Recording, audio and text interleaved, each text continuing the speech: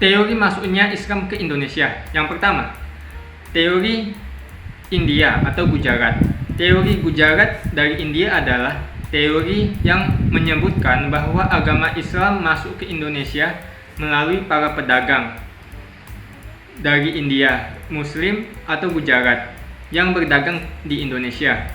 Pada abad ke-13, para pedagang dari Gujarat yang datang dari Malaka kemudian menjalin relasi dengan orang di wilayah barat di Indonesia. Kemudian setelah itu terbentuklah sebuah kerajaan Islam yang bernama Kerajaan Samudra Pasai. Banyak bukti yang menguatkan teori Gujarat ini. Salah satunya adalah makam Malik As-Saleh yang merupakan salah satu pendiri kerajaan Samudra Pasai. Corak dari batu nisan Malik As-Saleh sangat mirip dengan batu nisan yang ada di Gujarat. Bahkan makam salah satu wali Songo, yakni makam Maulana Malik Ibrahim, juga memiliki batu nisan khas Gujarat seperti makam Malik As-Saleh. Teori Arab di Mekah. Buku yang berjudul Sejarah Umat Islam yang terbit pada tahun 1997, Buya Hamka menjelaskan bukti-bukti masuknya agama Islam di Indonesia. Bukti yang dimaksud Buya Hamka ini adalah berupa sumber dari naskah kuno Cina yang menyebutkan bahwa sekelompok bangsa Arab yang bermukim di pesisir barat Pulau Sumatera pada tahun 625 Masehi. Selain itu, di kawasan tersebut yang pada saat itu merupakan kekuasaan kerajaan Sriwijaya juga ditemukan batu nisan yang bertuliskan nama Syekh Nukuruddin yang wafat pada tahun 672 Masehi.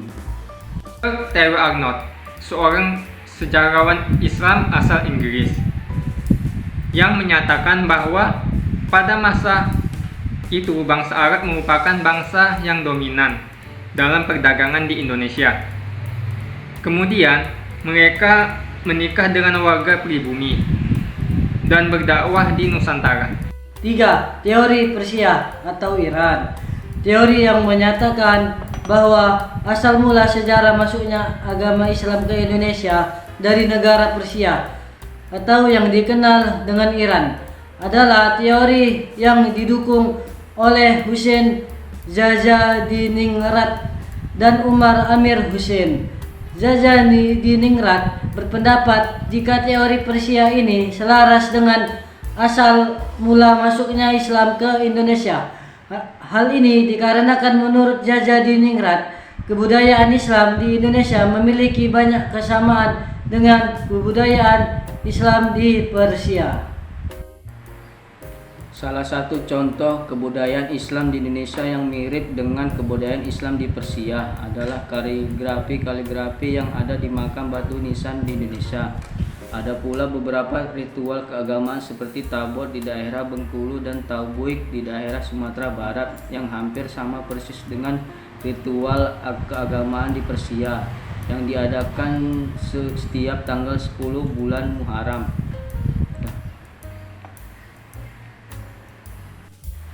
Akan tetapi, seperti yang kita ketahui, aliran Islam di Persia merupakan aliran Islam Syiah. Sedangkan aliran Islam yang berkembang di Indonesia adalah aliran Sunni. Sehingga teori Persia ini dianggap kurang relevan dengan fakta yang ada. Udah. 4.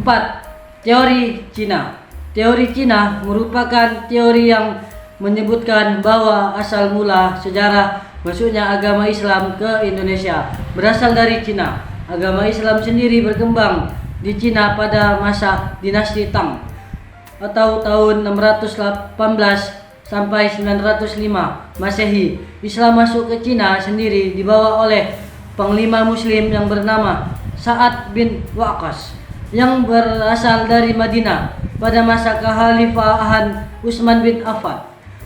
Bahkan salah satu kota di Cina pada masa itu, yakni kota Kanton, pernah menjadi pusat dakwah muslim di Cina. Udah. Wis.